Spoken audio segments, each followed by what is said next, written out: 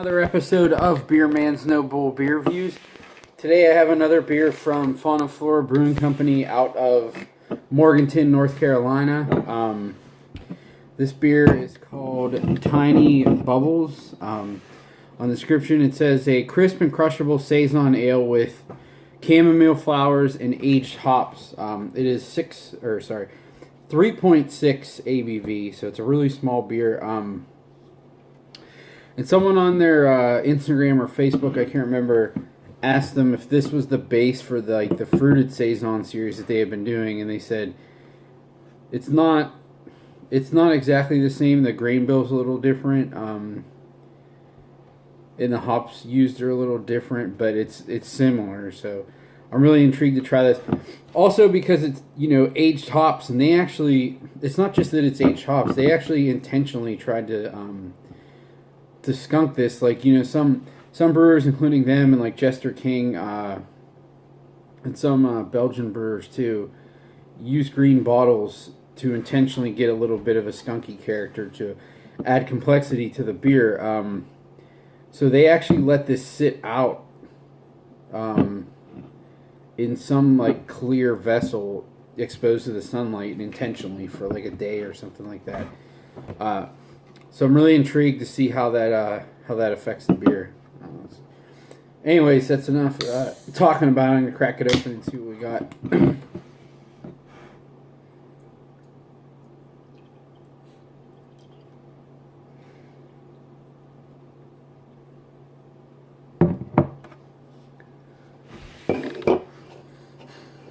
I will say I'm kind of surprised that it wasn't a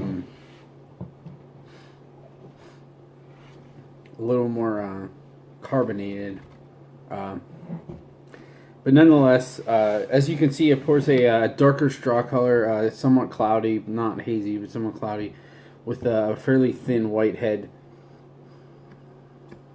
The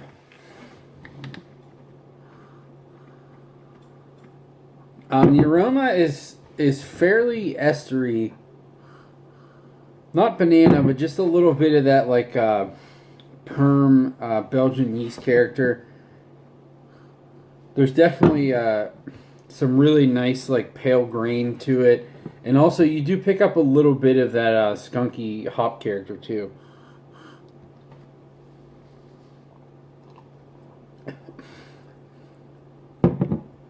Wow, that's really good.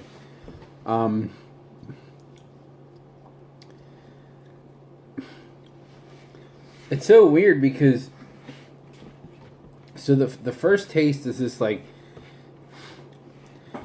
slightly clovey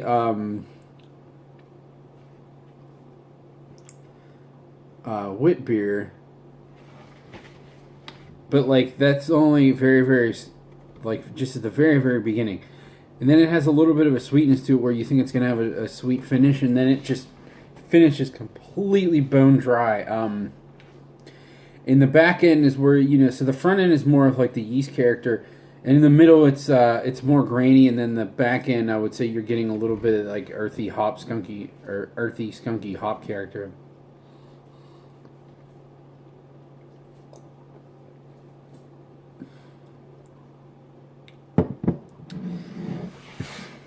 I will say I am picking up the chamomile a little bit, but that's what I like about these weird beers that they do, because there's enough in it that you can pick it out, but it's not usually the predominant flavor. Excuse me. So it works well with the beer. This is so easy to drink; it's unbelievable, and that whatever they did. Like I said, I'm sure I kind of bastardized and simplified the explanation of how they intentionally skunked the beer, but whatever they did to do that really gave this another level of complexity.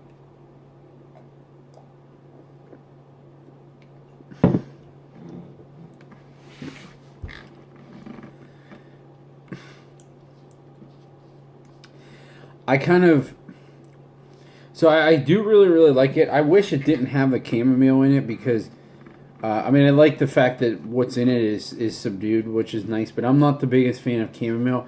I feel like if it didn't have that, it would feel like it was even drier, which I would really prefer because I like how dry it is now. But if it was even more dry than it is now, I think it would be absolutely amazing. But you know, their skill of being able to put so much flavor in these lower ABV beers, but still have them like very well rounded and easy to drink is really impressive. There's not a lot of breweries that are doing that right now, and I give them high praise for that.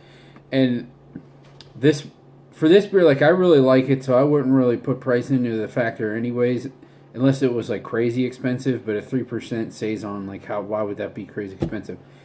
But this was $8 for a 4-pack, which I know it's low ABV, but you just don't see 4-packs usually under $10 anymore. Not from a quality brewer, at least.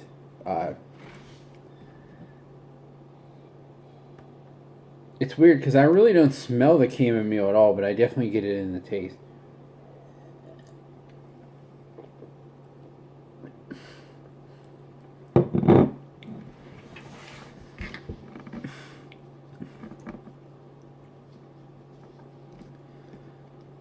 So, I think it probably goes without saying based on what I've said, but this is absolutely a buy for me, especially at $2 a can.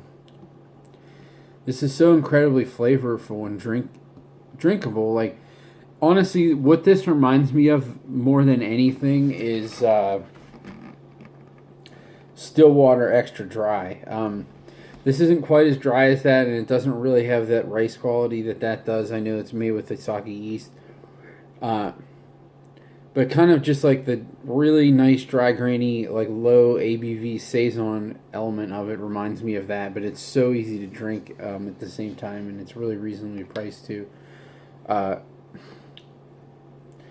It's funny, like I'm drinking out of this New Glarus glass too, because this kind of reminds me of like Moon Man or I'm trying to think of what their like really light Belgian blonde is. Moon Rocks, or no, I said Moon. Something Rocks or like Stone Soup, I think is what it is. This kind of reminds me of that because it's super light, but it's also really flavorful at the same time. But yeah, this is definitely another winner from these guys. I hope that this says it's a collaboration. Oh, I forgot to mention that too. This is a collaboration with Free Range Brewing, so cheers to them too. They're also out of Charlotte. I think less people know about them than they do Fonta Flora because they don't really package or anything. But I would say they're not in my opinion, they're not in my top couple favorite breweries in Charlotte. But they're every time I've gone there or have had stuff from them, they seem to be getting better and better. And they're definitely not bad. I just don't think they're quite to the level of like my couple favorites. So I'm really looking forward to them getting better and better too. Especially if they're collabing with them and learning from Todd. What more could you want? So yeah, that's all I got on this guy. Please like, comment, subscribe. Let me know what you think. And I look forward to doing the next one. Thanks.